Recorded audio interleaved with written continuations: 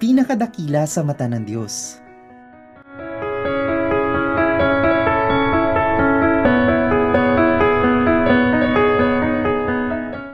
Ang mabuting balita ng Panginoon ayon kay San Marcos.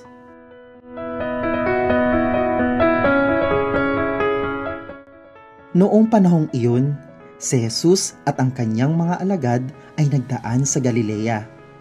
Ayaw ni Jesus na malaman ito ng mga tao, sapagkat tinuturuan niya ang kanyang mga alagad. Sinabi niya, ang anak ng tao ay ipagkakanulo at papatayin, ngunit muling mabubuhay sa ikatlong araw. Hindi nila nauunawaan ang sinabi niya, ngunit natatakot naman sila magtanong sa kanya, at dumating sila sa Capernaum. Nang sila'y nasa bahay na, tinanong ni Jesus ang kanyang mga alagad, "Ano bang pinagtatalunan ninyo sa daan?" Hindi sila kumibo, sapagkat ang pinagtatalunan nila'y kung sino sa kanila ang pinakadakila. Naupo si Jesus, tinawag ang 12 at sinabi, "Ang sino mang nagnanais maging una ay dapat maging huli sa lahat at maging lingkod ng lahat." Tinawag niya ang isang maliit na bata at pinatayo sa harapan nila. Pagkatapos, kinalong niya ito at sinabi, "Ang sino mang tumanggap sa isang maliit na batang tulad nito, alang-alang sa aking pangalan, ay tumatanggap sa akin. At sino mang tumanggap sa akin, hindi ako ang kanyang tinatanggap, kundi ang nagsugo sa akin."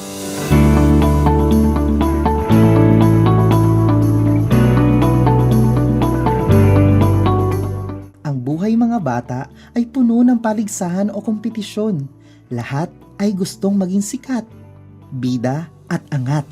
Sa mga pamilya, may magkakapatid na nagpapaligsahan para sila ang maging paborito ng kanilang magulang. Ganon din sa paaralan.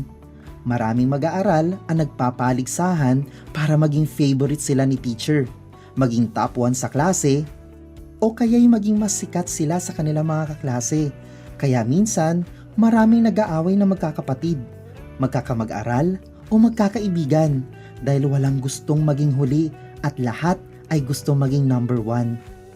Ganito rin ang nangyayari sa tagasunod ni Kuya Jesus sa ating kwento ngayon. Napansin ni Kuya Jesus na nagtatalo-talo sila sa daan dahil lahat sila gustong maging dakila o pinakasikat sa kanilang grupo. Kaya naman, pinagsabihan sila ni Kuya Jesus at nilinaw sa kanila na ang sino mang nagnanais maging una ay dapat maging huli sa lahat at maging lingkod ng lahat.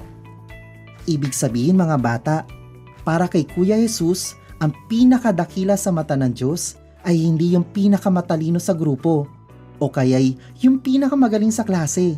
Ang pinakadakila ayon kay Kuya Jesus ay yung nagmamahal at naglilingkod sa kanyang kapwa, sapagkat ang dalawang ito ang daan para matutunan natin ang tunay na kahulugan ng kababaang loob.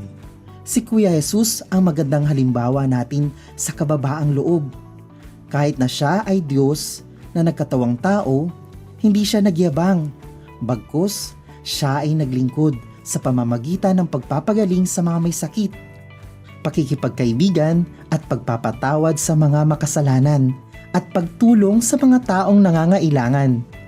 Ganito rin ang katangian ng mga batang katulad ninyo, hindi ba? Ang mga bata ay madaling sumunod, madaling magpatawad at hindi madamot. Ganyan ang totoong pagpapakumbaba at pagiging totoong dakila sa mata ng Diyos mga bata. Sapagkat ang pagiging mapagkumbaba ay ang pag-una ng pangangailangan ng iba bago ng sa atin. Huwag nating kalilimutan, kapag tayo ay naglilingkod sa ating kapwang nangangailangan, sabay-sabay tayong natututo para lumago at maging mas mabait kagaya ni Kuya Jesus.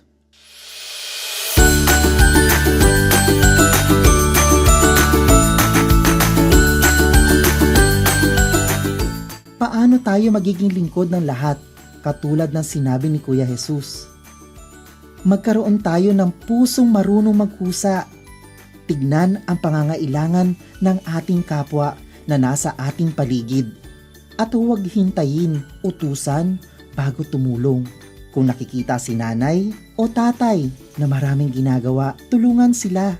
Kung ang kamag-aral o ang guro ay nakitang may pangangailangan, dumamay tayo. Magkusa tayong tumulong sa ating makakaya. Tandaan, walang maliit na pagtulong. Lahat ay malaki sa mata ng Diyos. Lalo na at ginagawa natin ito ng may pagmamahal.